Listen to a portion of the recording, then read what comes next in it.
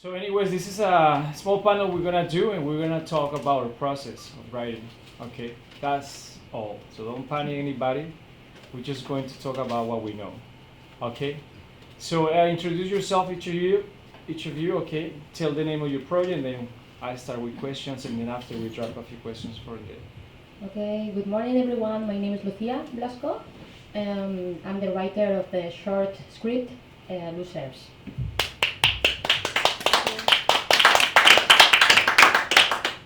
David Schleicher, writer of the short script, The Last Mediation of Christ. Yeah, exactly. You guys gotta put it like over. Francisco, writer of Drug- the film It's an Italian Thing, No, It's a Black Thing, based on a play.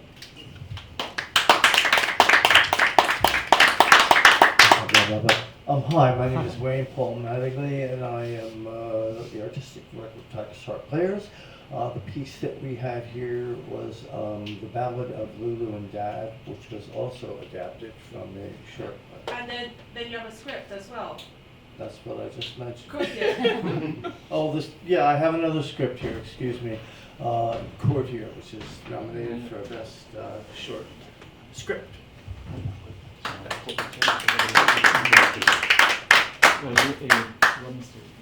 I'm Rachel Samuel, and I wrote a dark comedy picture called Pet Project, which is in the festival.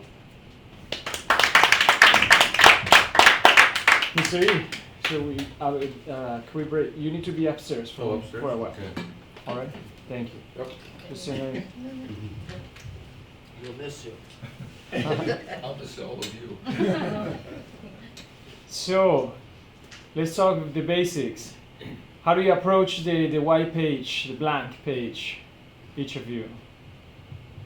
Well, I always say to myself, it's better to have a script which is not very good, and you know it's not very good, but it's there, than to have a perfect script in your head. There is perfect, but it's, like in the cloud, it's nowhere. Well, actually the cloud is there. Okay, bad metaphor. So just write. Right. What do you think? Do you agree? David. Yes. I work while I'm trying to go to sleep at night is when I'm writing in my mind. I usually write from an experience that's happening in my life, and I try to develop an idea about that, and then write it. I'm not sure how to approach this. All of my films have been adapted to plays. Usually something ushers out of me, sit down and write probably the first 20 pages of something. If it's a shorter piece, then write the first 3 or 4 pages and return to it. I don't write something that's been prescribed beforehand. Usually something that's organic and emits from there. Well, Pet Project was my first attempt at a screenplay, so there was nothing to go on in terms of process, just what felt right. And actually what happened is it's set in Barcelona, and my husband, who's just sitting there, Nick, bought me a notepad and a pen from a really nice concept store, and then he left me at the cafe with a notepad and a pen. So I kind of wrote out the concept and a little bit the story, and then the characters, and then I got a subscription to a screenwriting software, and then I was really super disciplined, which is not like me. And I wrote an hour a day for about 5 months, and I've worked an hour a day is probably 5 pages, or sometimes R&D, but yeah, about 5 pages. I just kept doing it. I did full day at work in my day job, then an hour of hot yoga, and then an hour of script. That seemed to work for me. It might not work next time, but it did this time. No, you keep the mic with you, and then we go back like that, so we save time. Okay, talking about discipline. So you guys have a discipline method that you use daily, or not really, or you write when you inspire, or you force yourself to write? Tell us. You can go. That's fine. But it was for me. I did force myself to do it, and it did work. And I felt like that was my creative hour of the day, to help to balance the day. And then obviously sometimes I did it outside of those disciplined hours. And at the end of it, I was getting really frustrated that I hadn't finished it. So then I just wrote for 9 hours flat and finished it. What about you, Wayne? What's your process of? I don't have a process. I do write every day, but to start out with journal writing. I'm also a published poet, so sometimes that's what I'm doing. I'm writing poetry. Usually when I start latch onto a project, however, I just latch onto it and go until it's finished, basically.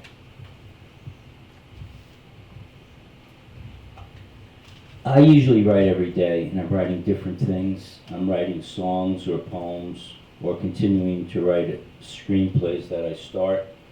And I find that I try to make a commitment for my time for a project with someone else, so I have a deadline. So I often write to a deadline, Mm-hmm. and I find that helps me continue to write every day or almost every day. I find one of the best times for me to write is when I have a deadline in something else and I don't want to do it. So if I need something to put off a deadline, then I can spend some time writing. But certainly when inspiration hits, I just go as long as that lasts. If it means staying up late or whatever, while the inspiration is there, I figure let's strike while the iron is hot. Well, this is a difficult question. I don't write every day. I wish I could. I have a little kid, so sometimes when he goes to bed is the best time of the day because it's quiet and so forth. But I don't think you can wait for inspiration, right? Sometimes Right. you have to force it Yeah. somehow. Don't wait for the news to come. So yeah, my answer is not very orthodox. It's Sorry. fine. Whenever I can. What about when you start a script that you want to write? Do you do like a treatment, figure out the whole thing in 4, 3 pages, 1, 2 pages, or you find the you know what I mean? Like you end up knowing what's the end that you want to have. You know, what is the process when you're trying to write a script for you to be able to finish it? For me, it depends. Sometimes I know very good. I know the beginning. I know the ending, Mm-hmm. and the middle part is the hardest. Mm-hmm. But some other times, I know the beginning, and I find myself being surprised in the process Mm-hmm. because sometimes the script is talking to you. The characters, like they have a real life, and they have their own way to live, Mm-hmm. and that's fascinating for me. I love it. One of the benefits to having a co-writer for me was that I sent him the middle of the script and he sent me a beginning and an end. So writing with someone that you've known since high school, and then you take a 40-year break and then you get back together, that works very well for the creative process. Mm-hmm. I often write where I'm impacted by something else that's happening in my life. So I usually have a beginning. I kind of know where I want to go with it. Like you had said, I often let the characters develop the scenes for me. I'm very much engaged in that type of writing. I love that the best, where it's unfolding out of my fingers type of thing.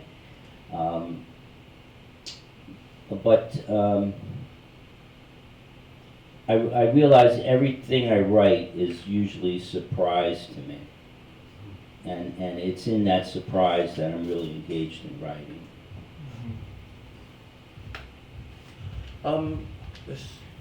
A number of respected writers have said that you either have to know the end, or you want to discover it as you go along. I've done both. I have outlined in plays, well plays we're talking about. We are working on a film right now where I have it's in 2 parts. I ended the first part, and I knew how I wanted to end that part. I don't know how the second part is going to end. So that's different as well. It's a film that we're working on. Tell Me You Love Me, Barcelona, and I hope to have that finished within this year. But I've tried whiteboarding. I don't know about you guys, Mhm. but I've tried whiteboarding and outlining for the film scripts, and it just doesn't work. I've done like a couple of dozen master classes where they're showing you, the yada yada. It just doesn't work for me. In my pet project, I had an outline basically, and I had some beats and had a general idea. I didn't know the end when I started to write it, but similar to what you were saying, to the process of writing kind of revealed characters to me that I hadn't foreseen, and it was a bit like watching the film, because I saw this character's name written down on something someone else was holding, and I was like, who are you? Are you pivotal? What's your role going to be? Can I get to know you? Do we need to know you? And it was really interesting experience that part of it, because it was completely unexpected, and it took the edge of that horrible middle bit that seems to take forever to write. No, you can have it. We go back. Tell me what. Let's talk about the script. Each of you, because you're competing to each other. Actually, you can see here. Yes. What was the spark or the first idea that you get to make the script that you wrote? I think I've always wanted to write a narrative script, because my experience in writing and also in film has been largely documentary style. Mm-hmm. But I love stories, and I thought it would be a completely different, enriching experience to really go with an idea, which is why I wanted to write a feature, just really, get into it as such. So I think for me it's always been something I've wanted to do. Mm-hmm. What about you, Wayne? What was the spark for your script? I think we addressed this a little yesterday, but the principal script, Ballad of Lulu and Dad, was really, I don't want to say inspired, but originated with the repercussions of my daughter was raped at knife point at 7 years old, when my 5-year-old son watched, and had an impact on all of us, of course. I wasn't with her at the time, but and ever since then I've been kind of examining this situation. I've written a couple of plays where there's been relationships between very young girls and older men. Never rapes, but just trying to understand what's going on, because it's a very uncomfortable topic. It's easy to throw a label at somebody and then tie them to a post and burn them. So I've been exploring this for over 40 years, this topic, and one of the topics. And that was the germinating point for this play. Is between a father who has abused his daughter years ago, and she's angry, and they have a forgiving relationship, and it's as if it was part of her life. And the second play that we have up is Kourtier, and that's just a goofy comedy about a father who is who's done an online date, and he doesn't realize his online date is his daughter. So when he goes to the park and they see who each other is meeting, comedy ensues, I hope. The trigger for me for the script, it's an Italian thing, no, it's a black thing, was that I was in a playwriting, acting, directing group at the Episcopal Actors Guild in New York City. No relation to the Episcopal Church, other than that's how it was founded 100 years ago. And we formed a DEI committee, Diversity, Equity, and Inclusion, a few years ago.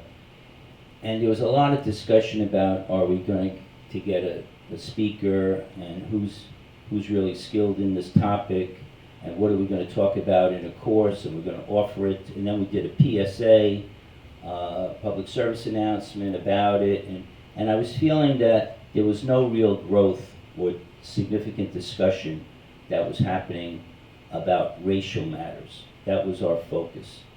was black, white, Hispanic, Asian, and discrimination around the race matter. Tangential to that was discrimination about gender, and I myself had struggled with gender my whole life. And I thought, how can I really make a difference in this discussion? And I came up with the idea. I was also doing a lot of comedy. I did stand-up comedy for about 10 years. I still do it once in a while. But I was doing it usually twice a week at mics around town, open mics, and then, you know, shows and engagements and stuff. And so I thought, let me come up with an idea for a play about that topic. And that was the trigger for me for that particular one.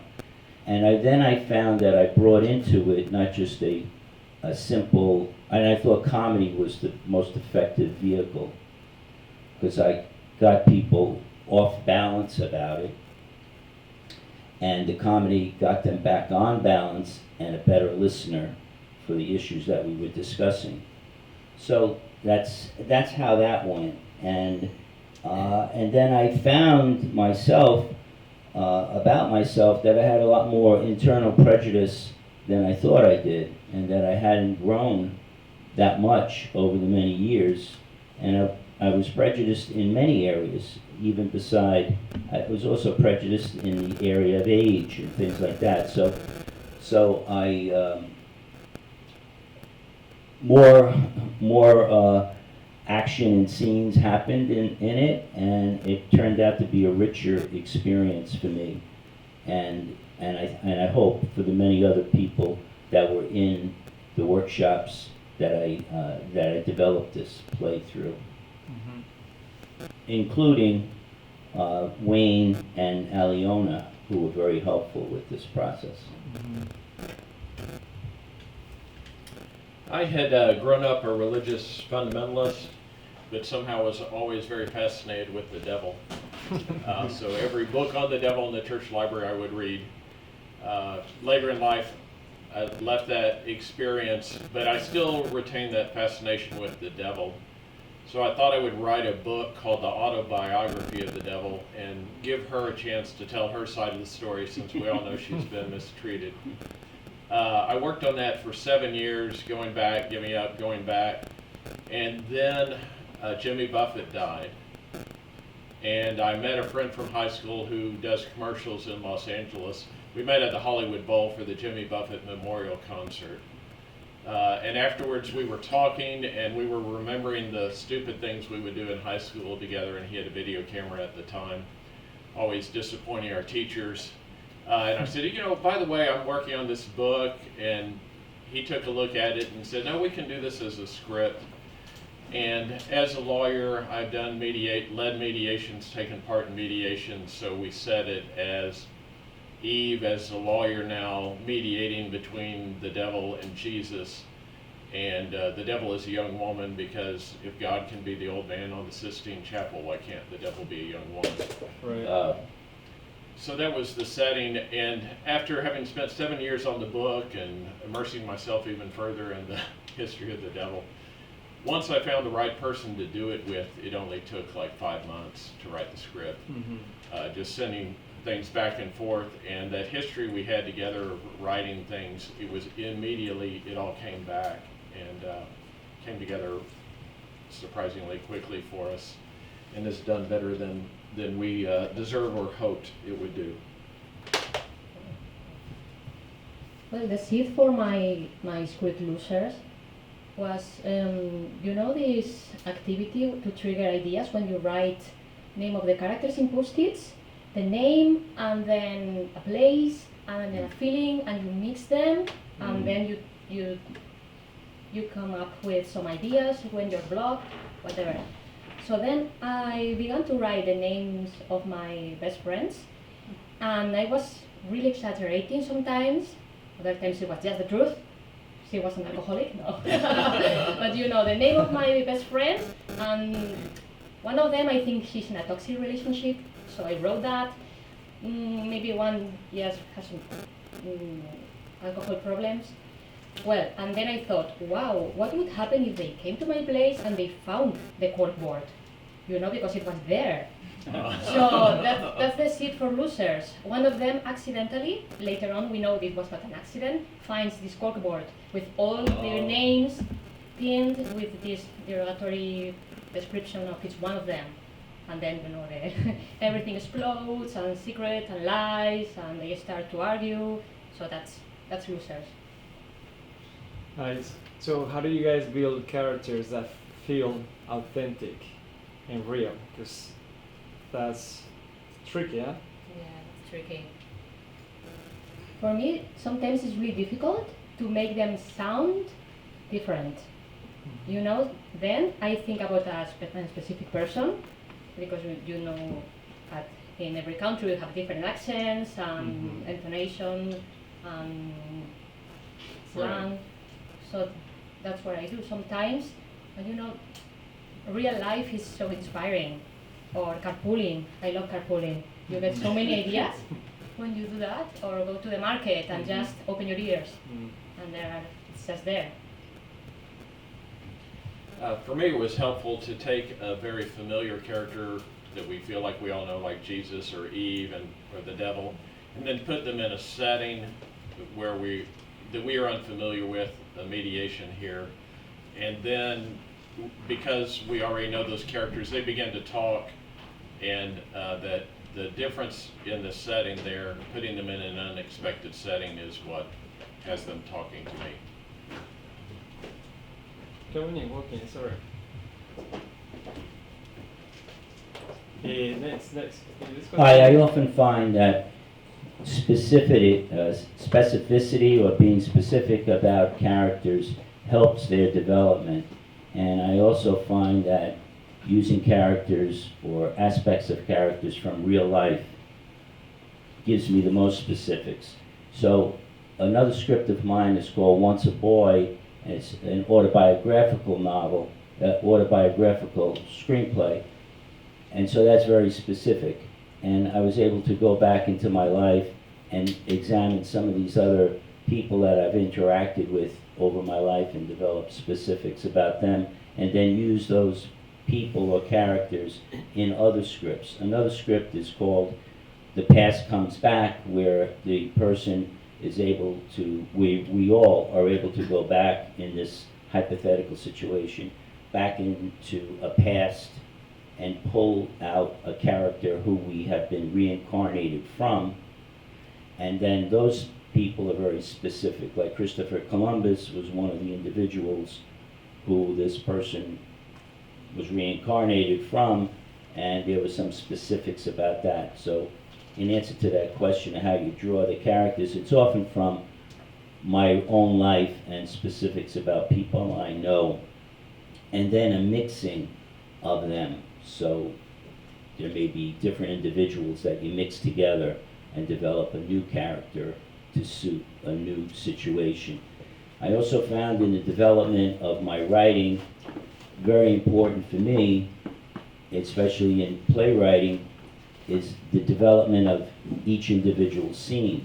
So another group I belong to is called the Brazen Giant Ensemble, and we meet once every 2 weeks.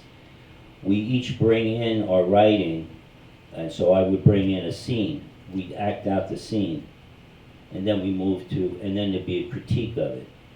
And then we'd go back and work that scene, and then the next time bring in another scene, rework the prior scene. So collaboration for me is key in the development of characters and scenes. Thank you.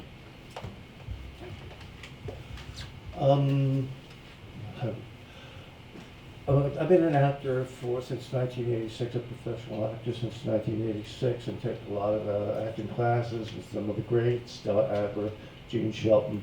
One of the things that you learn as an actor is that character is built by overcoming obstacles, and basically that's how I write. It comes from my head. I don't listen to other people. It comes from my head, and so there'll be like a plot outline, so to speak, and a character will have objectives to overcome, and that will evoke the character's character. That will give the character a language. And since I'm also a poet, I'm always I count every syllable. I don't know if you guys do, but I count every syllable, and I make certain that every syllable is struck in a script. So, excuse me, that may change the way the entirety of the script is heard, and that's purposeful. So everyone may have this hint of sounding the same. I would compare that, not myself, but I would compare that to something like Tennessee Williams. The language is always elevated, and everything that I write, I try to have elevated language, even when the characters are buffoons or single syllabic characters. There's still a rhythm to it that's inherent in the way they speak, but not necessarily, copying somebody from the South or something. That the actors will come up with that. The actors will do that sort of thing, and so that's the way that I actually develop them. They'll have tasks and goals that they'll need to overcome or achieve during the course of the world that I've created, and that's how the characters are developed. Mm-hmm. Thank you. Thank you. Didn't mean to sound pompous. With me, it's a combination of sometimes an actor I have in mind, who I really wanted it, whether that's going to happen or not, and then characters who are inspired by or based on people that I know. And that was particularly interesting because one of the characters in it, not the leading character, was based on my manager, who I don't really like at work. And that was really cathartic experience actually, but I couldn't kill her off for some reason. I don't know why. But yeah, a combination of people that I know and I don't know, but that we know that maybe embody these characters, and then help me to write in their voice. We start with you. Do you guys start with the character when you start your script, or with the plot? And why? Which one you choose? That's why. I chose the plot first, or the plot came first, but the Mhm. character is central to the plot. So the main character is central to the plot. So she takes us through the plot. So yeah, for me it was the story. That's a very challenging question for me. I guess it's different every time. Mhm. There must be there's an impulse. But one of the chief elements that it's necessary for me to begin is to know where the place is, where the initial place is, where the environment is that the play begins in. That's essential to me, especially in plays. Just want to make them interesting. We've all seen 10,000 park bench plays, or even films. There's very few films that work on a park bench, but there have been some really famous ones. So that's basically where I start, is a place. And then the people will drift in, like the main character perhaps will drift in there. I'm trying to think of a play with, I wrote a play called Anthem, and it begins with a girl having an epileptic seizure in her bedroom, and that's where that play begins. But it goes to France, travels the world, but it begins there. And she has dreams during the seizure, and it gives her a thrust to go. And basically that kind of elemental to the way characters are created and where they go from there. It usually begins in the place and with that impulse and travels from there. Thank you. I think in my case, the initiating thing isn't the place, but it's the struggle. And whatever that struggle is, usually has to, in my view, for me, needs to be connected with some social change. So if it's just a struggle, an internal struggle that an individual is having, it may be interesting and entertaining, but in what I've decided to do about maybe 10 or 15 years ago is to see if I can make Excuse me a them. minute, Fran, stop you. Yeah, you guys can come in without no problem, because we have a small place, so we'll have to deal with it. Yeah, anywhere you want. All right, so you guys, if people come, panelists, we have to, just continue, all right? So, just for the next. All right, Fran, you can continue, start over again, no problem. Okay. In developing the idea for a message, it doesn't have to be a message, but it needs to be for me, it needs to start with some struggle, as it does, in most stories, based on some kind of struggle. And there usually is an interaction by other individuals in that struggle, as there is in real life. I believe that mostly, not atheistic, I believe that most change happens from other people, collaboration with other people, or struggle against or with or helped by other people. And it's that serving a greater mission, a greater change, that's what drives my stories. And it could be something trite, it could be even comedic. But for example, I wrote a play called His Sister's Message, and it was set in a cafeteria where the people who were meeting each other were reincarnations of Mary and Jesus' sister, hypothetical sister to Jesus.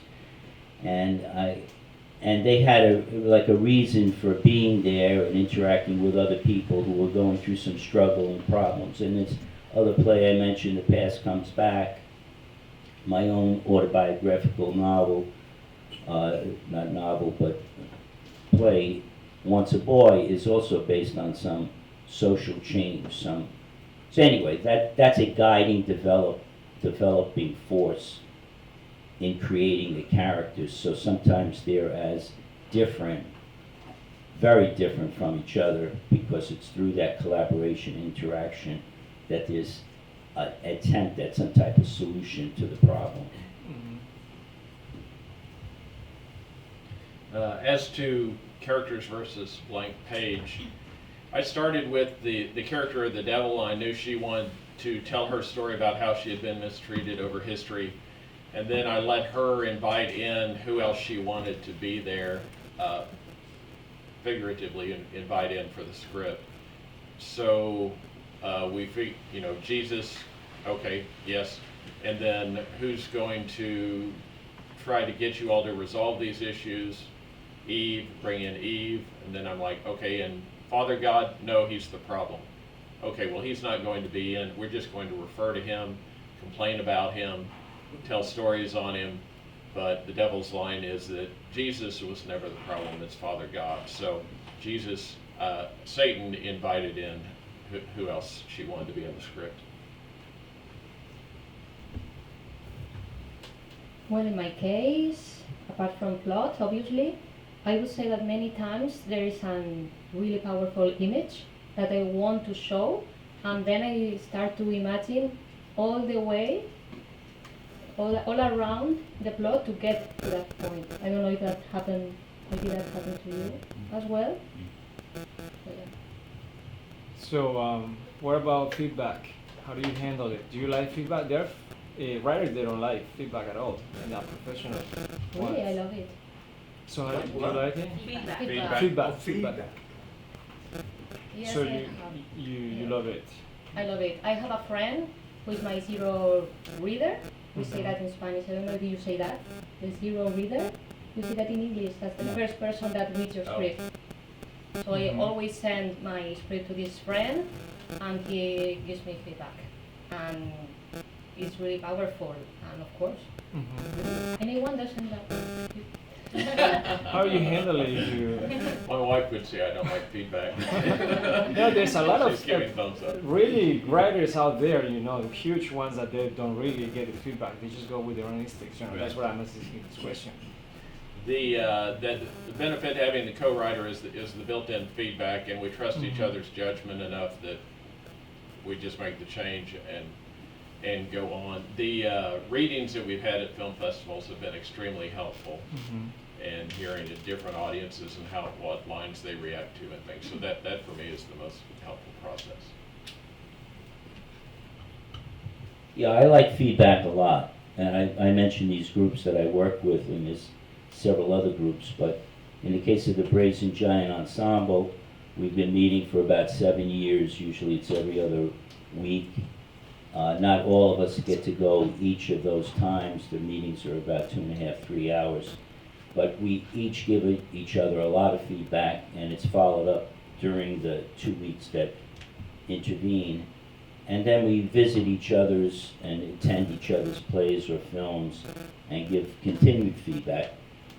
But as far as accepting the feedback, that's another story, You get a lot of feedback and love it, and we'll say, oh, thank you very much, and then go back to maybe not making a change that was suggested, But that's part of writing, and that's part of being an individual, and that's part of the challenge of making something that can be uncomfortable, as people have been saying over the last few days. A good play or a good film, a good piece of writing needs to be uncomfortable in order to breed certain changes in other people who are watching, listening, or hearing it. So there's that balance of how uncomfortable you make them and how entertaining you make it, the piece. So, but I feign that I like feedback. I say, oh, please, yeah, give me feedback. That's right. Shamefacedly, I have to say that I've run, with Aliona, we run a theater company, Tiger's Heart Players, which holds lab sessions for original playwriting work each week. And after each play is read, feedback is delivered if the playwright wants it. Every playwright has. And I say shamefacedly because maybe like Fran, no, I don't like feedback. I don't mind getting it, but I have, this is going to sound really pompous, but I don't think I can say that I've gotten, in at least 25 years of writing, I don't think I've gotten more than 10 pieces of feedback that I could use in any way whatsoever over that time. So I've got hundreds and hundreds of responses. I have gotten feedback from audiences that have come up and told me how they responded to something. But feedback, usually people get so far into their heads, and we instruct that in Tiger's Heart Players, please just respond as yourself, as an individual. Don't respond as the audience. Don't try to tell somebody what to do. Nobody's asking for your advice. Treat the playwrights like equals, but it just doesn't hold up. People still just want to give advice or help somebody along, and I try to instruct people to be as abstract as you possibly can, so that that might impact a playwright in a way that the two of you hadn't expected. And sometimes I find that's helpful. But yeah, I'm not a big fan of feedback. I should say there is a caveat. When I first started writing, and I learned that I was told that don't let anybody see your first draft until it's finished. And I've stuck by that for all these years. So I never bring work that is not, a first draft into any place, because it tinkers with your thought process, not necessarily in a good way. And I feel you need to complete it. And that's one of the reasons why I suppose I have been more resistant to feedback, because I feel you need to read the piece. You need to read it. There's a lot more levels to these things. Did have a friend who passed away. He was a novelist. We exchanged stuff, and that way you can get really good feedback. And I did get really good feedback from him. But people have been talking about 5 months to a year into a script. That's a lot of work. That's a lot of work that goes in there. And hearing it just one time, you're going to get a superficial response. It's just written process, unless somebody has a really perspicacious insight, and it really helps. It hasn't happened to me very often. Thank you. Thank you. I love feedback. I love the idea of it. I've been lucky actually with Pet Project. It's about a German vegan Airbnb hostess who saves bunny rabbits but kills her carnivorous guests. So when I got some feedback initially, there was a big focus on the rabbit side of things, and there's in the script there's lots of rabbit motifs and themes, as in Londonland obviously. There's a Playboy type brothel in it, and for some people like really drew on that, and I was thinking, is that because it's called Pet Project, or do I need to make more of the rabbits? And it was a bit confusing, but in the end I ignored all that feedback and kept it in anyway. Yes, and then also when friends like to read the script and then say things like, why don't you set it in London, or something like that. You know, completely a complete rewrite. But I do love feedback in it. I think it's essential to any creative process. Right. We're almost time up, but I'm just gonna allow one question, and we have to be briefly each of you. All right. We almost reached 45 minutes. Does anybody have a question? Yes. Go ahead, here. At what point do you decide on the title? Good question. And how do you know it's the right one? I did it at the very, very beginning. And for me, when I write something, often I will work with a working title, and that might evolve into something else. But I wanted a really short, snappy title that has a bit of a strapline with it, just sort of, as an explainer. But yeah, for me, on this occasion, it was right at the get-go. It's a developmental process for me as well. It can happen at any time. I've written as many as 100, maybe 200 titles for a single piece. It just has to be right. And until I find what I think is right, it's a working title. Even stuff that's been produced, still working titles. I'm still working on it all the time. Thank you. Yeah, it's a working title for me until that one day I hear something in my head or someone else says, and I say, that's it. I have an autobiographical play about myself and my transition from female to male. I struggled with lots of different titles. I came up with the title, Once a Boy, and to me that hit. It told about, it wasn't so on the nose, because you shouldn't do things, I understand, too on the nose. So it wasn't that on the nose, but it was inferential about a transition from male to female, and yet it harked back to as early as boyhood. Another title was His Sister's Message. Was not clear that it was Jesus' sister, if Jesus had a sister. But that seemed to convey the thing, and when it hit me, that's the title. I stuck with that. This current film it's an Italian thing. No, it's a black thing. Seemed much too long. An exclamation mark point in a title doesn't really sound right.